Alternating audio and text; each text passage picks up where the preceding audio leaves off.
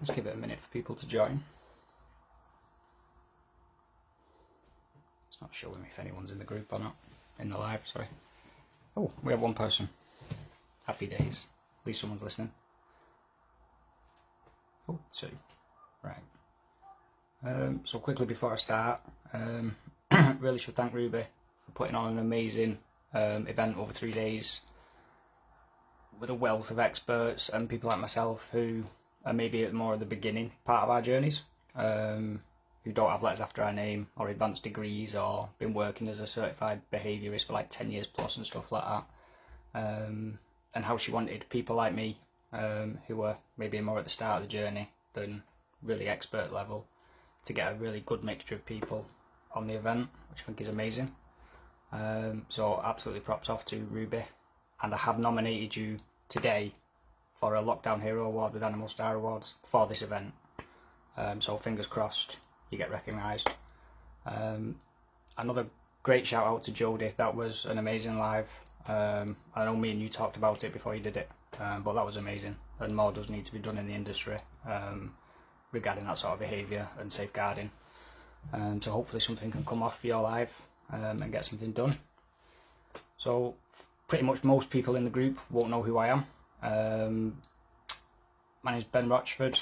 I'm the owner and founder of Pud's Pet Services, and a side part of my business which is very much a work in progress, is called the Wary Woofers Club, and that's ultimately going to sort of be a big part of Pud's Pet Services, because it's around dogs that have certain labels like nervous, reactive, they're anxious, they're fearful and stuff like that, and it's raising awareness of these dogs that do live in our towns, our cities, our villages. They're not just shut away in shelters away from day-to-day life, and I predominantly work with those sorts of dogs. So my journey started many moons ago, after a blue staffy came into our life called Jack. Sadly, he came from a backyard breeder. They weren't really that great. I think they literally just threw two dogs who looked great together, but there was obviously no health testing or anything like that, and he had issues from day one. Prior to that, I'd had dogs sort of all my life as kids and stuff, but as most kids, you don't get involved in the dog training and stuff like that. That's mum and dad's business. I just get the fun stuff. So he was my first dog as an adult after leaving home, and he was a baptism of fire, let me put it that way. Prior to that, I didn't know it was even possible for dogs to have such behavioural problems and stuff like that. To me, a dog was a dog. I was incredibly naive and green and stupid. And we did get in professional help. Some were better than others.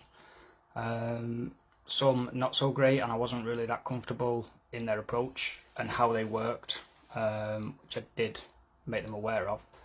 But they were like, this is how it needs to be done. He's a strong dog. Because what was he? I'd say at his peak, at his prime, he was a muscle-bound little guy. He was about 4 stone, roughly, a big, powerful sort of staffy. And they used methods I was really not comfortable with, and we had him under the behaviourist team at Dogs Trust and different things. Sadly, he's no longer with us. So from Jack, who just turned our world upside down. I mean, he almost cost me my relationship numerous times because of just how much time and effort and resources he took to try and help him. And then I started volunteering with Dogs Trust, and then I ultimately sort of went over to a local animal shelter because I just needed to be around dogs. Jack just sort of started a fire in me to help these dogs, because it was quite a lonely existence.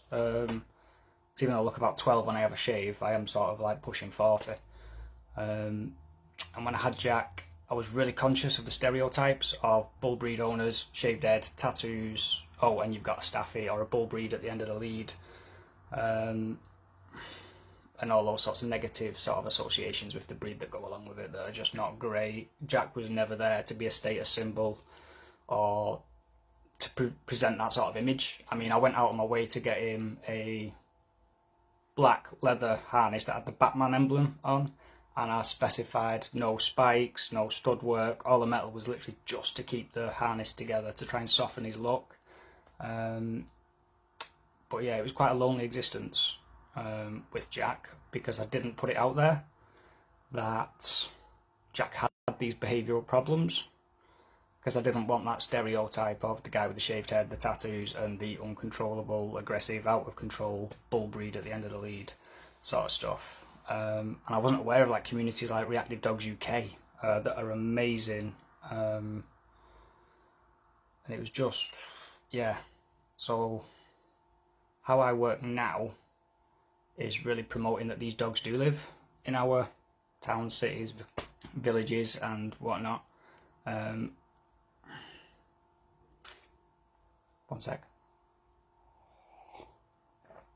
You know, that they're not just shut away in shelters and rescue centres out of the way of day-to-day life. And they come in all shapes and sizes. It isn't just big, powerful breeds or bully breeds, the dogs that get all the negative attention in the media. During my time in one of the shelters, we had a Bichon Frise who came in, and in his short life, I think he was around 2 at the time he came in, he put 7 people in hospital through through biting them. No children, but all adults. But yeah, if you looked at him, he was this cute little fluffy puppy, and no one would think that. But in the next kennel, where there's a big shepherd or a bull mastiff or something, people say, well, that's the dog that's put people in hospital.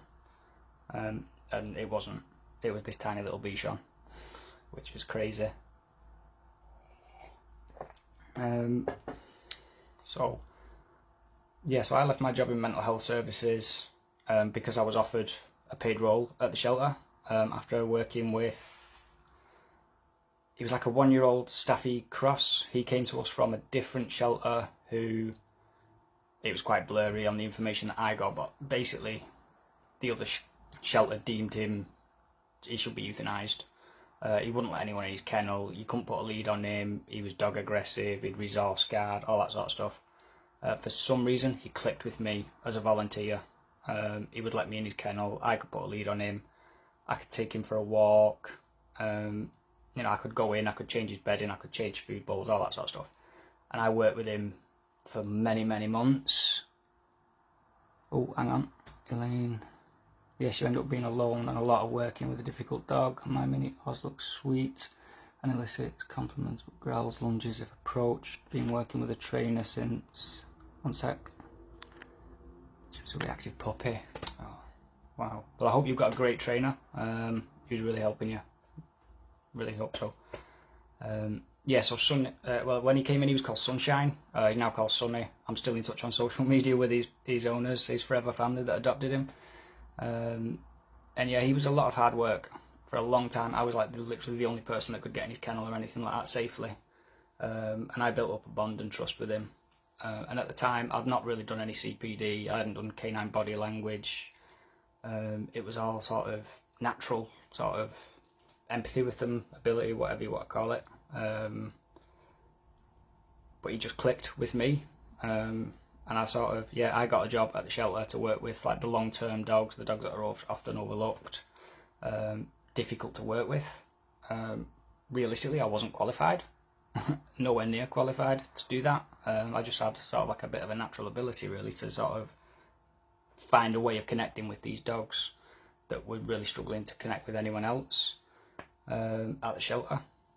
I left there after about a year. I went back to my previous job in mental health briefly while I set up Pud's Pet Services, and then once that sort of took off, I left my job and now I'm full-time Pud's Pet Services, dog walking, pet sitting, training, predominantly working with dogs that have behavioural issues or training issues. I have made some notes which I probably skimmed over most of it.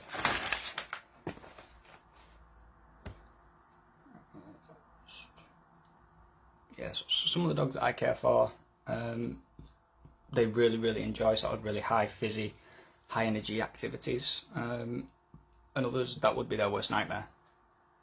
They would literally just crumble. They prefer to have quiet areas. They don't want to interact with other people. They don't want to interact with people's children, other dogs, stuff like that. So I'm very particular about where we go on walks and what we do. And I noticed when I was writing this, even though it probably doesn't appear that I've actually wrote what I'm talking about, a lot of similarities to when I worked in mental health. And I'm not comparing people with mental health conditions to dogs or making light of it in any way. But when I did work in mental health, the person-centered care approach sort of came into being, or it did in the services that I worked in anyway, where it was no longer like the one-size-fits-all approach, and it was more when a service user came into the service adapted to them, what they needed. And I've sort of realised, writing this down, that's how I work with the dogs. Just because the dog is a particular breed or whatever, doesn't mean they're all going to be the same. So I adapt everything to an individual dog. Like, I have a working cocker who I care for, Turbo Toby. Those of you who follow my page will be well aware of Turbo Toby's escapades.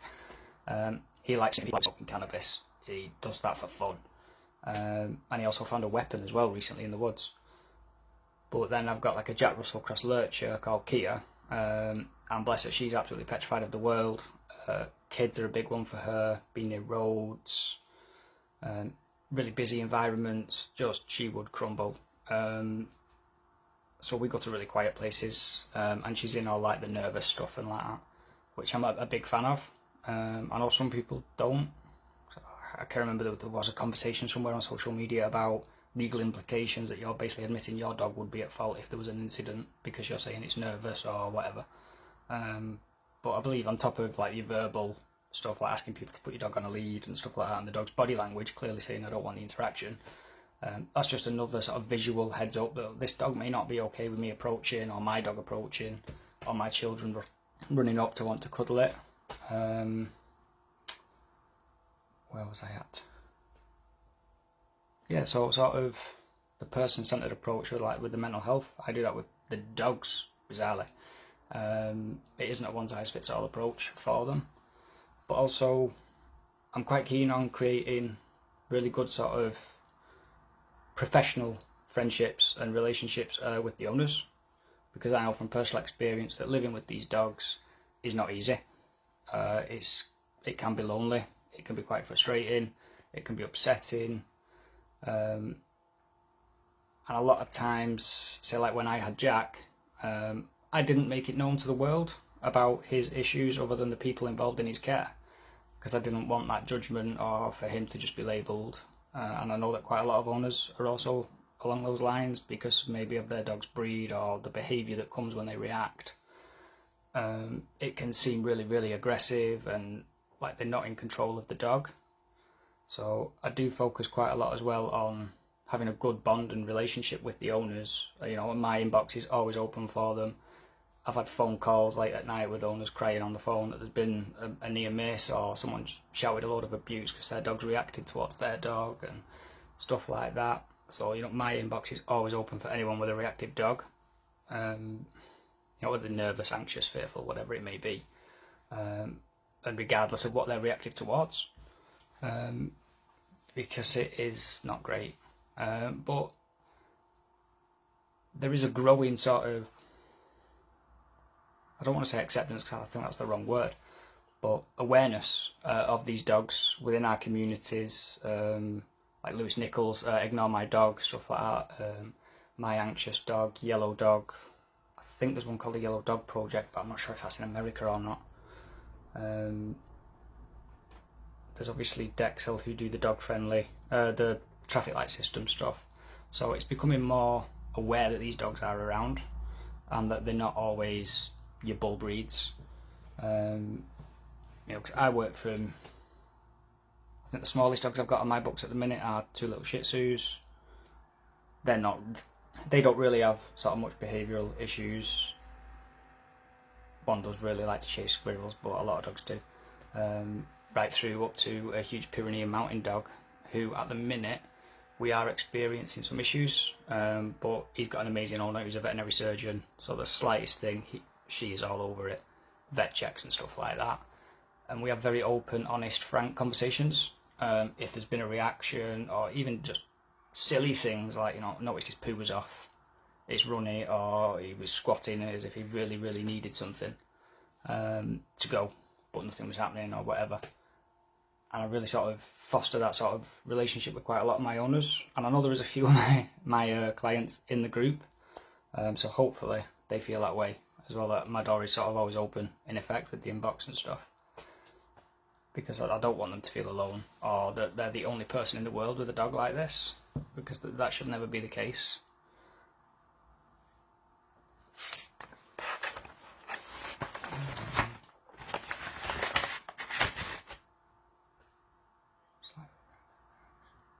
Oh, I think I've actually gone over all my notes. Has anyone got any questions so far? Anything at all regarding dogs that have various labels attached to them?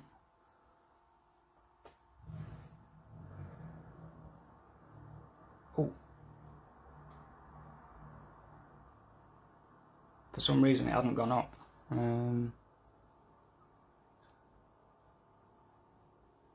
Yeah, the amount of times we end up talking about dogs, defo agree, having that open conversation makes someone's life so much less daunting or alone. Absolutely, Emma, yeah.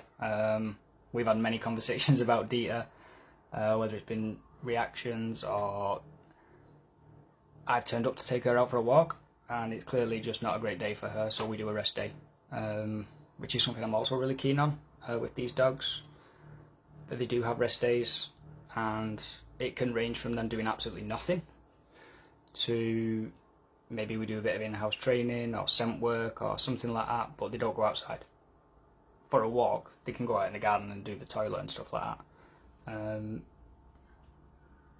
How do you build up a relationship with an owner's dog that is faithful, and then would you progress that to a working, walking relationship? Build a relationship with an owner's dog that's faithful. It depends on the dog. Absolutely depends on the dog. So say like Reggie, who I walk, he's a Bull Mastiff cross Staffy. He's not quite as big as a Bull Mastiff, but he's a lot bigger than a Staffy. He's a big unit. And his previous owners had labelled him like really aggressive and stuff like this, and it's on his record at the vets that he needs to be sedated and muzzled just for a basic health checkup. And when I first met him, the owners were very, very clear. He doesn't like any sort of hand movements and stuff like that near his face. He's really, really he can be a bit snappy. So I didn't sort of interact with him like that. I kind of ignored him.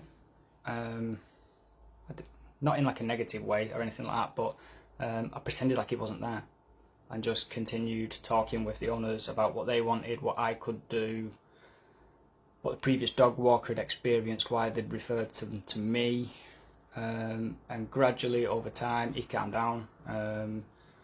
We had a little bit of interaction, but not too much. So I did a thing where he offered me a paw, so obviously I did that. I gave him a treat that his owner said he could have. He went away, he came back, he let me stroke his side, and I literally just did it like once, twice, and then took it away and see if he tried to sort of engage with me again. He did, and we went from there. It was amazing. Waffle, the Romanian rescue dog that I work with, when I first met him, he literally probably would have put me in hospital. He's petrified of men. And anyone who knows me knows I'm not really a big guy. I'm about 5'8" and about 8.5, 9 stone. I'm built like a jockey's whip. There's an out to me. And he's not exactly a big dog. He's a Labrador cross ? But he's petrified of men. And he was jumping up, he was snarling, he was proper air snapping with the teeth. He was making it clear he didn't want me anywhere near him. And now, if you see pictures and videos of me and him together, and his owners often comment, I'm literally like the best person in his life, because I took the time to get to know him, to understand him, what he likes, what he doesn't. And it's all about the dog, really, as an individual. So, like I say, just because a dog is a Staffy or a German Shepherd or whatever, and there's breed traits and stuff like that, doesn't necessarily mean they're going to behave like that. So you have to assess it as you meet the dog. Sometimes with certain dogs, I've had it where I've not even actually met the dog for the first few times. I've just met the owner while we've talked about things that have gone on, what they're looking for, and they've explained that their dog might not be great with other dogs or whatever it might be. And we just build it up. So, and then obviously if they're happy, I'm happy, and the dog is comfortable. There's a massive emphasis with me on the dog being comfortable with me. It don't have to be best mates to begin with, which, like me and Waffle, we were not best mates to begin with at all. And now we are. I mean, how he's not broke his owners off his door when I go to pick him up for walks, I don't know, because he probably launches himself at the door, and you just see this outline of this Labrador cross puppy just like bang against the glass. He knows when I'm there. So yeah, I just build it up, Katie, and just adapt it to the dog, what they do, and then if the owners are happy, I'm happy. We go through all the paperwork and stuff like that, and then whatever service is required that they want, if I provide it. If I'm not the best fit, then I will refer on. I have a very small number of other pet care professionals that I would be happy to give their contact details to people if I'm not the best fit or it's beyond my capabilities, because I think that's a big thing, is not taking on something that you actually can't handle. Which I have met dogs where you just think, do you know what, no, this is beyond me, this needs like a clinical behaviourist or whatever. So you just, you know what, you need to go and speak to your vet and get a referral or whatever it might be. So I'm not always the best fit. I don't believe, you know, that I'm an expert or it's my God-given right that any reactive dog in the area should come to me. How to cope with sudden triggers. I can be walking my girl with no problems till a motorcycle or bicycle comes by. Instant reaction. What do you do with yours? I don't really like giving out advice online because you've never met the dog or properly assessed it. But if it's like sort of really, I don't like using that word, sort of happens out the blue, because a lot of people say that about dog bites, oh, it happened out the blue. But instant reaction, I would maybe avoid pavement walking for a little bit, so that you're not going to encounter motorcycles and stuff like that. Focus on your connection with the dog, so like check-ins and stuff like that would be amazing. Environmental rewards, sniffing, things like that. You know, you can maybe scatter feed some treats or whatever. Let the dog sniff a lamppost, get all those P-mails in. It's just amazing. But how I do it, it depends on the dog. It's like the Pyrenean mountain dog that I walk, and he's a big lad. At about 7.5, 8 months, he was already bigger than the average male for his breed. And quite recently, returning from a walk, there'd not been any issues or anything like that. He was quite fine, he was quite happy. And a long wheelbase Mercedes Sprinter van was literally driving out of the estate at about 5 miles an hour, and he tried to attack it. He tried to attack a moving van. You know, he's a big lad, but you're going to come off worse against a van that's, what, 2-3 tons or something in weight, when it's not even been loaded with stuff. So with that, we've gone to sort of in-home visits for a little bit, and his owner is looking at various behaviourists and stuff to bring in, because there's other stuff going on with him. But again, that brings it back to, I have very open and honest conversations. I don't hide anything from owners if something has happened, because, you know, as amazing as you can possibly be in trying to look ahead and see other dogs or motorbikes or joggers or cyclists or kids on skateboards, whatever it might be, there's always a chance that, you know, someone could come around a corner or whatever, and a reaction can happen.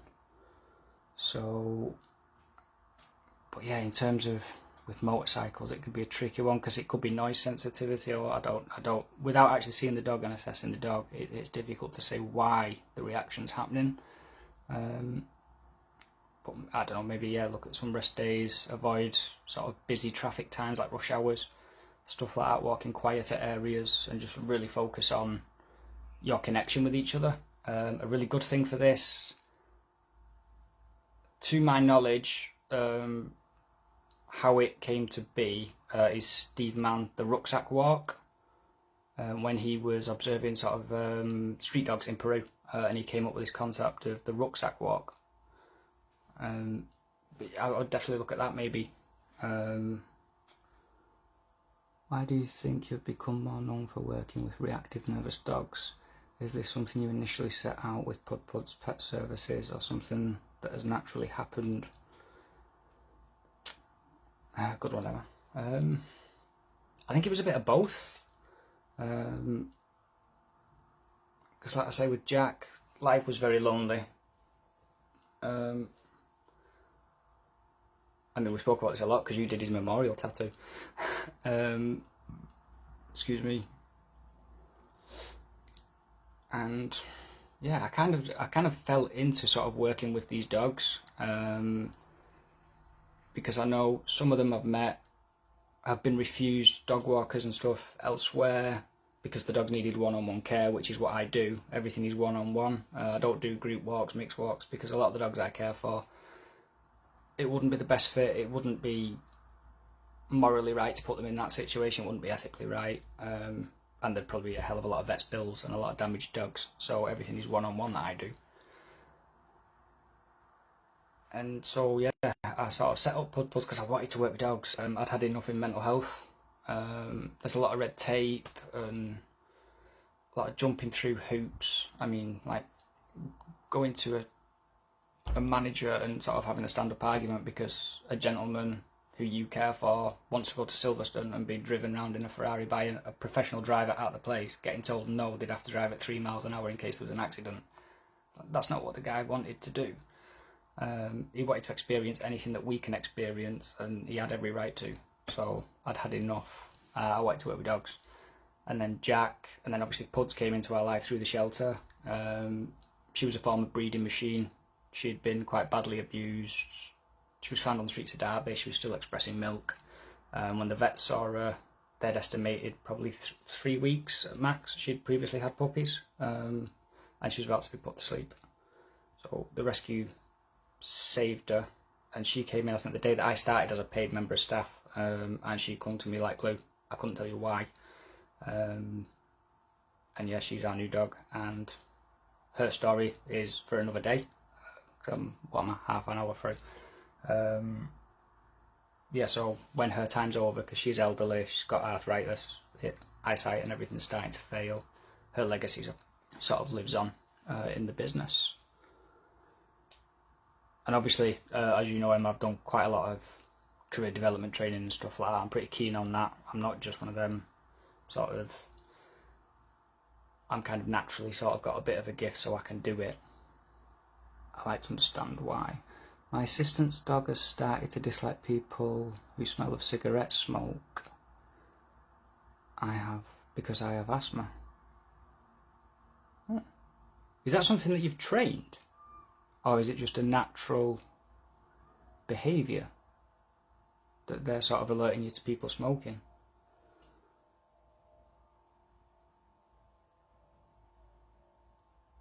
Ricky, would there be any time that you would think that the dog is beyond repair mentally and recommend euthanasia? Ooh, that's a tricky one. Because I'm not a behaviourist. I'm not a veterinary behaviourist, not a clinical behaviourist, nothing like that. I would say any sorts of decisions along those lines are well beyond my pay grade. It's a tricky one, and I think there would have to be a lot of work involved if people were looking at those sorts of, this dog is sort of beyond repair on mental, physical level, and looking at euthanasia. Yeah, that would be beyond me at this stage in my career to sort of think that, because I think you would have to be talking with a certified behaviourist, your veterinary team, stuff like that. It's not a decision that anyone takes lightly, to euthanize a dog. Yeah, that's a good question though, Ricky. Great question. But it is a dilemma, isn't it? Has the dog got any sort of quality of life and stuff like that?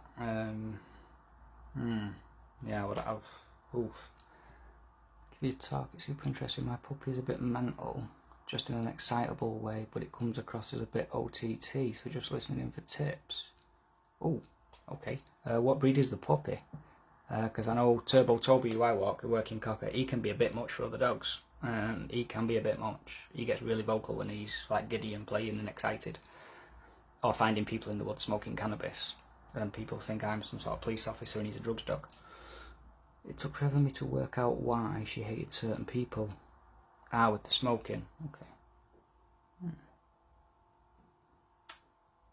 Well, assistance sort of dogs is not my area at all. So, but it's amazing that sort of the dog's picked up that obviously you've got asthma and sort of people smoking, and has generalised, I don't know, maybe asthma attacks or something after being around people smoking. I'm not really quite sure what's going on there, but it sounds like you've got a very clever dog, very intelligent. Yeah, a bit mental, just in an excitable way, but it comes across OTT.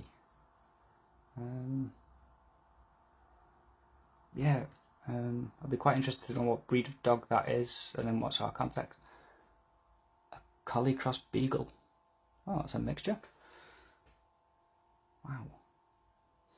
And when you say sort of a bit over the top and really, really excitable, is that when off lead or on lead, or just in the dog park, or is there a specific sort of time or environment that this happens, or is it just like literally 24/7, I'm on the go? Rah!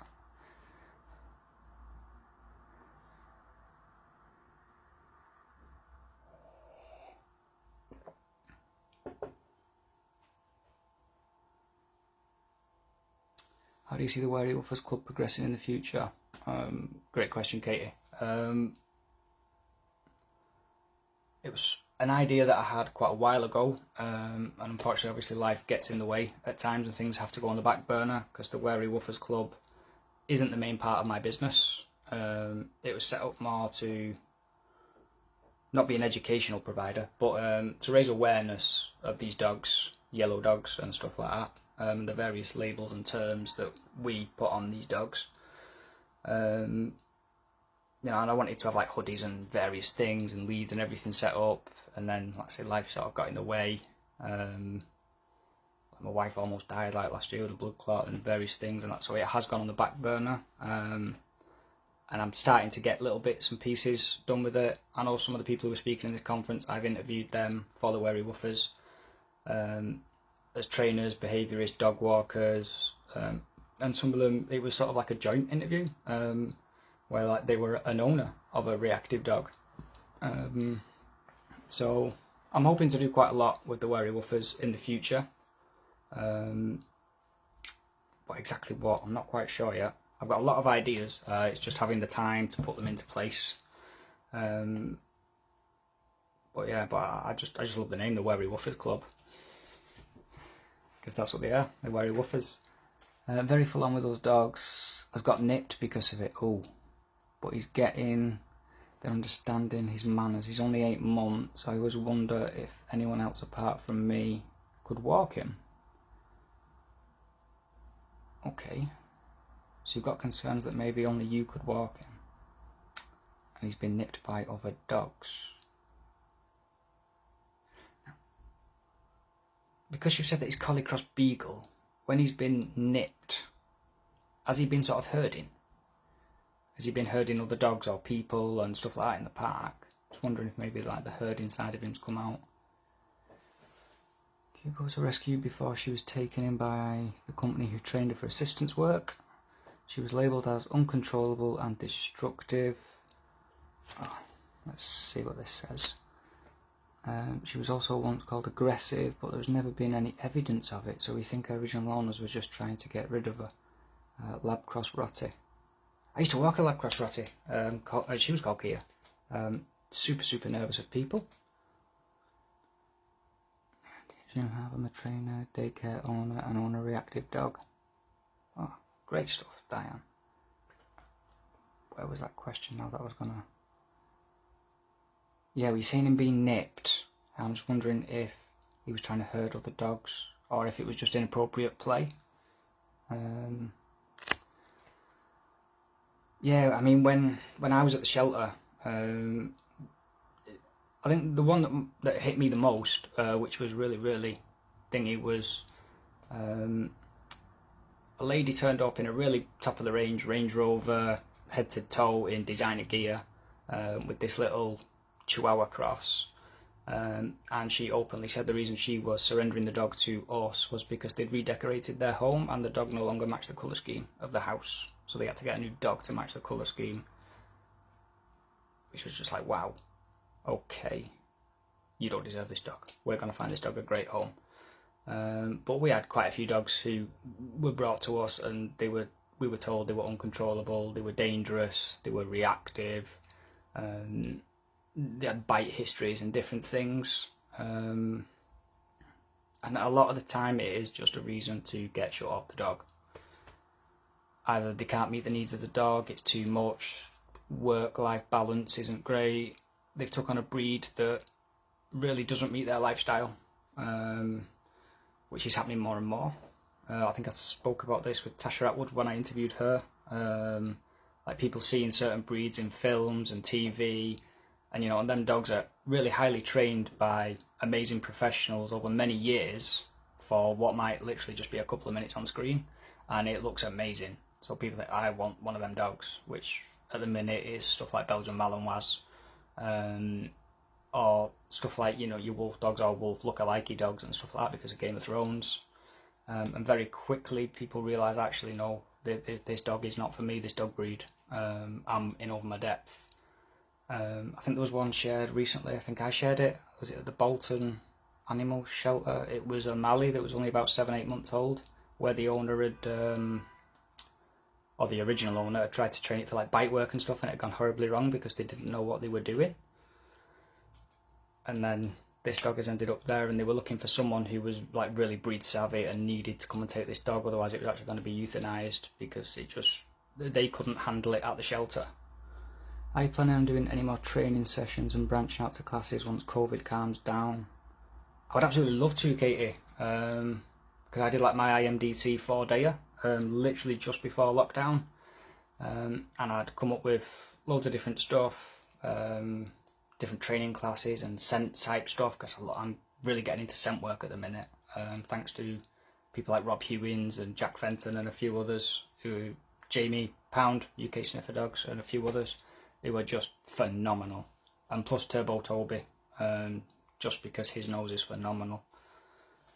Another speaker talk about teaching the dog no contact play for dogs that are too full on with other dogs. I've never heard of this and wondered if you use it, and if so what it is, how you teach it.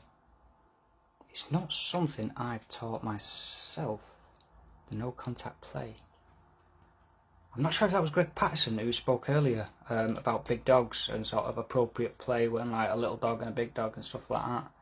It's not something personally I've taught or trained at the minute, so I wouldn't like to sort of give any sort of rundown on criteria and how you would do it and stuff like that. But I'm sure Greg Patterson touched on it. If it wasn't Greg, I'm not quite sure who it was, but I know I've watched one of the lives and someone did talk about this earlier on, and I'm not sure who it was, but I'm sure it was Greg.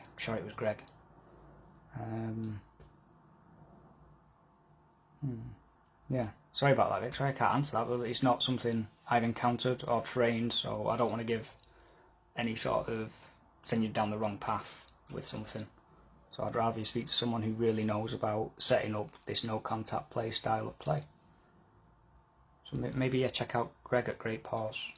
Or if it is another speaker, I do apologise for sort of keep saying it's Greg.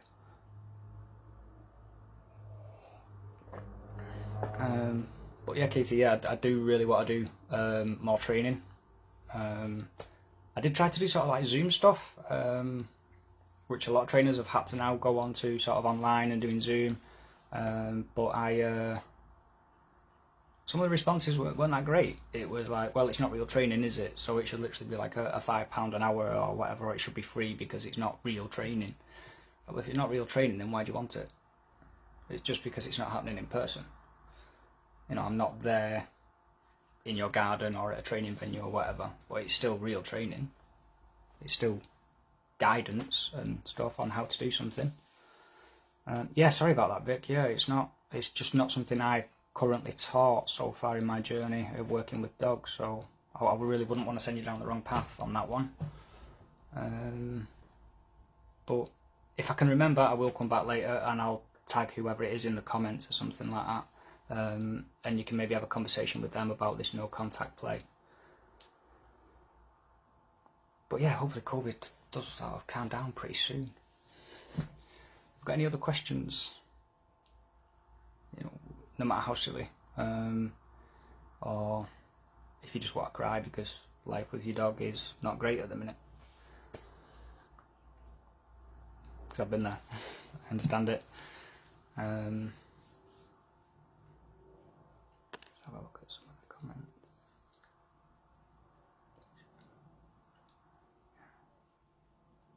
Loving the ideas you have, training it.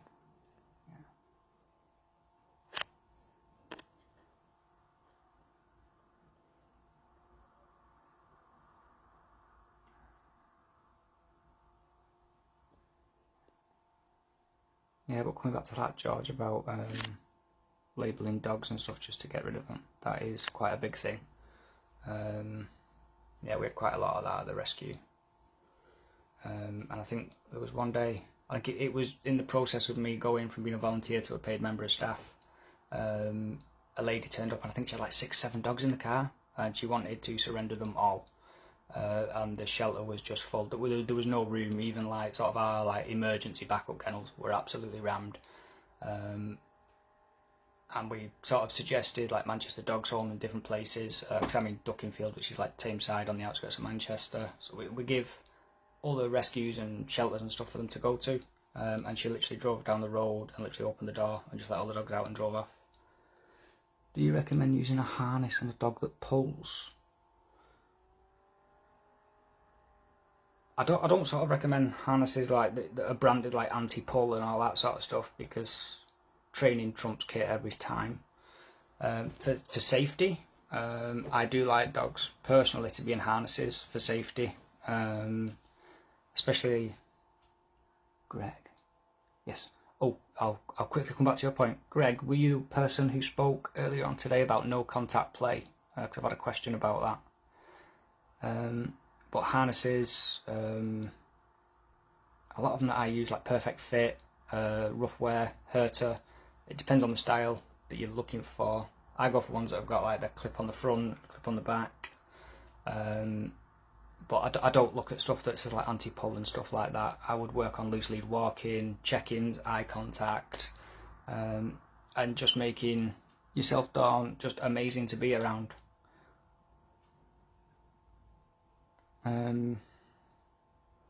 Yeah, so that sort of the dog is sort of with you, it's not really pulling. I spoke a little about suitable play during my big dog chat. Yes, someone asked a question about no contact play. It's not something I've taught or trained, so I didn't want to sort of send the person down the wrong path.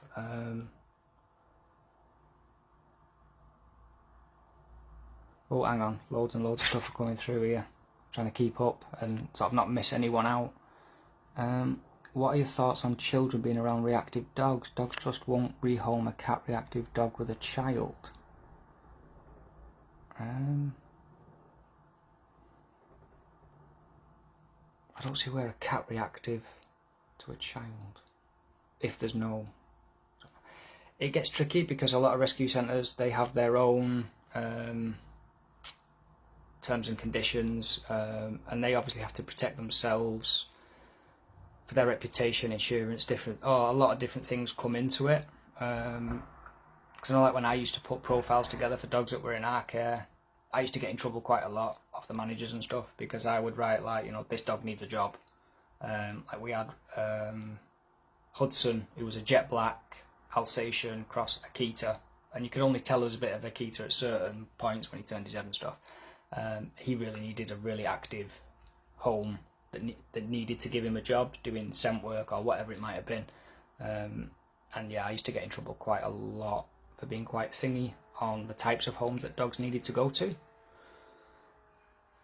Do you see there being more issues with all the lockdown puppy influx, with more behavioural issues cropping up, such as lack of socialisation in the near future, if that makes sense?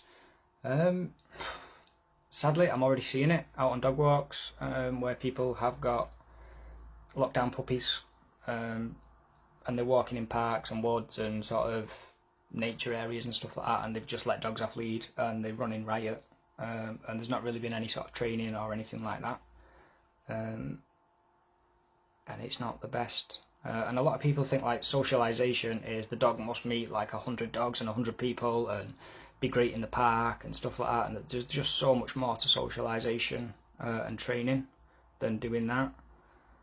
And it's about being appropriate as well. You know, not letting your dogs jump up and stuff. As puppies, people think it's cute and they let them get away with it, you know, but then say like Big Fluffs, the Pyrenean mountain dog that I walk, you know, when he came home, he was this little ball of white fluff and really, really cute. And it probably looked really cute, him jumping up and sort of pawing at people.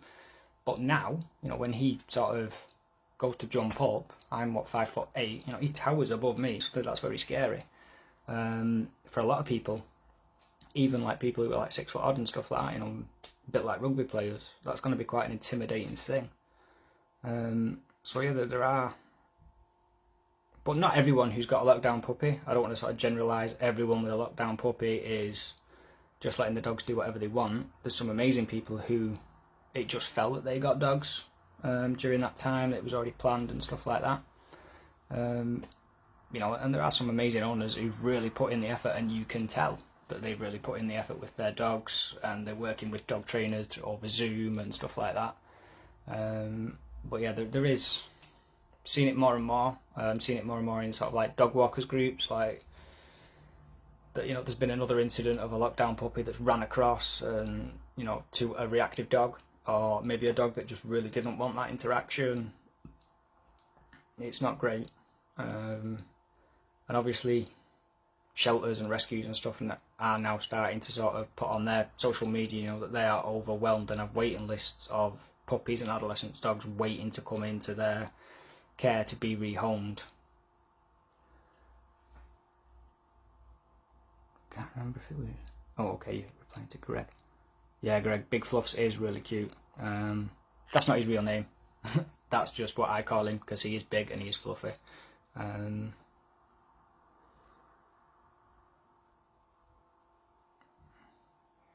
Definitely a lot of socialisation issues. Yeah, there can be quite a lot of issues there with people not doing what needs to be done in the early stages, and just sort of, because the puppy's cute, letting them get away with it, which is not great. And especially with the spike in dog thefts at the minute, you know, people are buying these puppies and they're spending thousands and thousands and thousands of pounds on them, and then they're just unclipping the lead in the woods and stuff and just letting them run riot. And they don't really know where the dog is or what it's up to or who it's going towards. Not everyone's friendly, unfortunately, at the minute. Some people have some very ulterior motives to try and interact with your dog, especially certain breeds like Spaniels, French Bulldogs, Labradors. I think I saw an ad a while ago, and it was so-called rare blue Labradors that were being sold at like 14 grand a puppy that hadn't even been born yet, which is crazy that people were actually putting deposits down on dogs that hadn't even been born and deemed to be rare.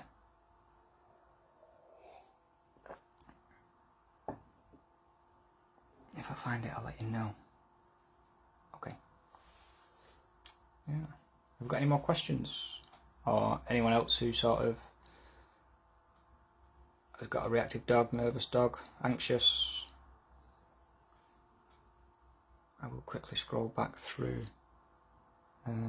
questions, and hopefully I haven't missed anyone out, because that's not my intention.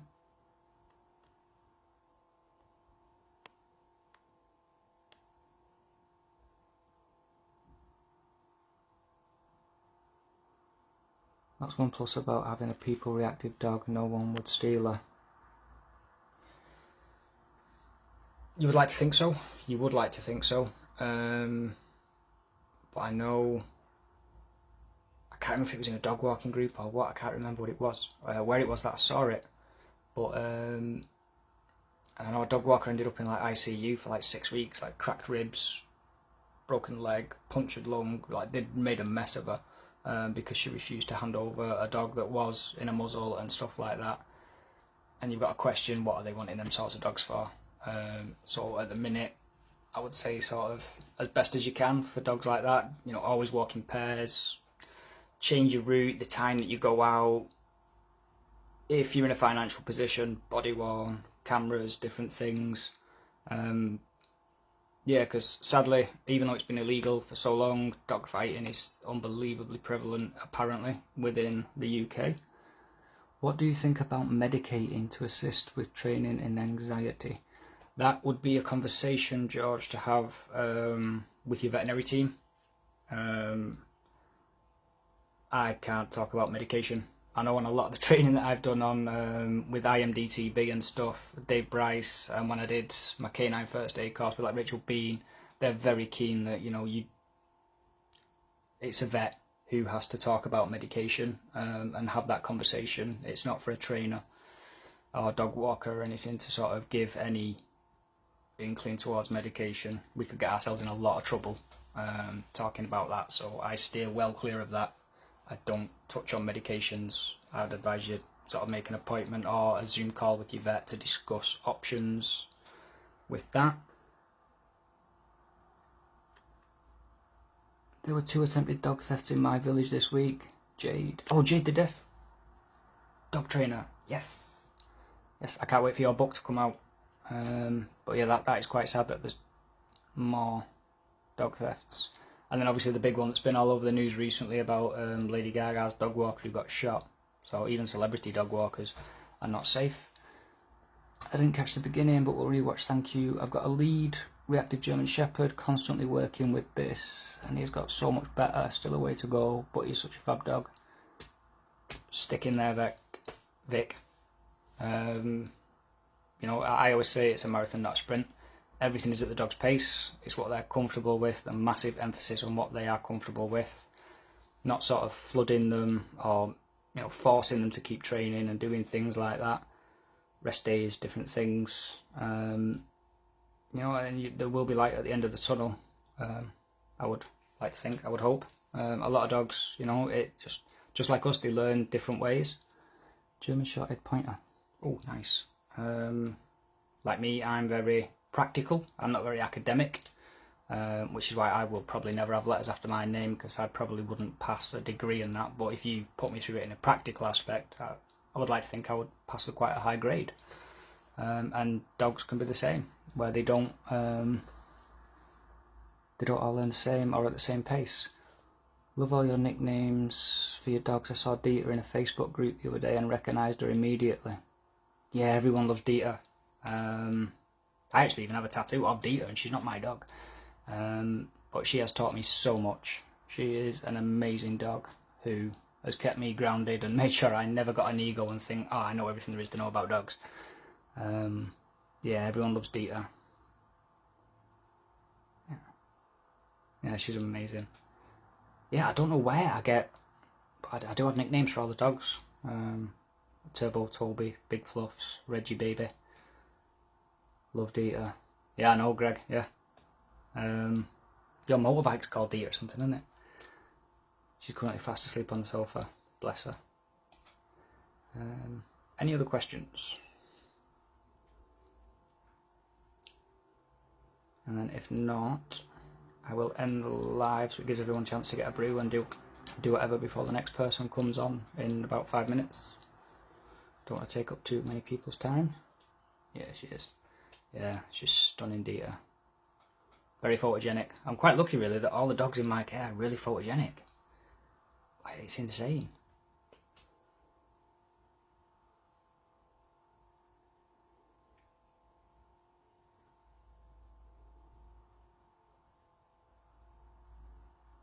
Do more lives. A request, not a question. Honestly, I didn't think that many people would be interested in what I have to say.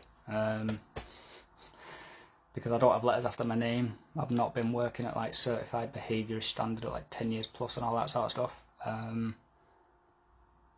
am actually quite down on myself, really. I don't see myself as anything special or anything like that. Oh, you missed the question about muzzles, and do you think all dogs should be used to wearing one? Yes, Ricky, I do. I do think that should be part of puppy classes and things like that, so that if an emergency happens where you need to get your dog to the vet, and maybe it's been a road traffic accident or they've had a scuffle with another dog in the park or whatever, and the dog's quite badly injured, it's going to be stressed out, and then you go to a vet, which not a lot of dogs enjoy going to the vets, which just adds more stress. And if they're comfortable and it's been conditioned properly, popping that muzzle on, it saves a lot of heartache. It removes a bit of stress from sort of situations like that. And obviously it's safety. The dog's not going to bite out in sort of pain or fear or being stressed, shock, anything like that. So yeah, I think all dogs should have that, not because they have to or to portray any sort of image, but really just for safety, and being a really good responsible owner. Because I used to walk a dog, and the dog was never on my Facebook page, because it was a court case type thing, and the owners weren't allowed to sort of put the dog on Facebook or social media, and that dog would eat anything it came across on walks, like glass, anything. So I had a muzzle for that reason, for no other reason. It wasn't aggressive or anything like that, and I know that's where people sort of go. If they see a dog in a muzzle, they automatically think it's aggressive and it's just going to bite and try and kill everything, and it's not always the case. Sometimes it is, because they will literally eat stuff on walks. It's not good for them, and then people end up with really expensive vet bills because they need emergency surgery because they've swallowed loads of stones or something that might be poisonous to them and stuff like that. So it's not always an aggressive thing or anything like that as to why someone would have a muzzle on their dog. So yeah, I do think there should be a bit more emphasis on that, and I know quite a lot of trainers have put out some courses over lockdown and stuff about positively conditioning muzzles to dogs, and how to choose one, how to get one that fits properly, that's not going to sort of dig in or like make the eyes bulge out or anything like that. So yeah, I think every dog should be comfortable in wearing a muzzle, so if the situation ever arose, actually I can just pop the muzzle on, everyone's safe, no one's going to get bit, and the vet or whoever need to do whatever, they can do it safely. So yeah, definitely I think muzzles should be a big thing in puppy classes. Anybody else before I quickly go?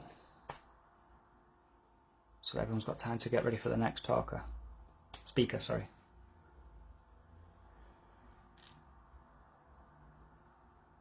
Nope. Right, well, it's been amazing. Anyway, so I shall go, and everyone can get a coffee or do whatever they need to do before the next speaker comes on. Thanks again to Ruby for setting all this up. This is amazing, and I really hope that I've nominated you for a Lockdown Hero Award for this event, so hopefully you do get the award when it happens. So it's been great talking, great questions. Hopefully I've answered them to the best of my ability, maybe give some clarity or whatever. If not, you can find me on Facebook and stuff, Pud's Pet Services, dead easy to find. And yeah, my inbox and stuff is always open. If you have nervous, reactive dog, whatever, and you're feeling a bit alone, frustrated, whatever it might be, send me a message, and I might not reply through the day because I never answer my phone when I'm with clients' dogs and stuff. I'm focused on them, so it might be a delayed response, but I will definitely get back to you. And that's me. So I shall see you all soon, and I hope you have a great weekend listening to some amazing speakers.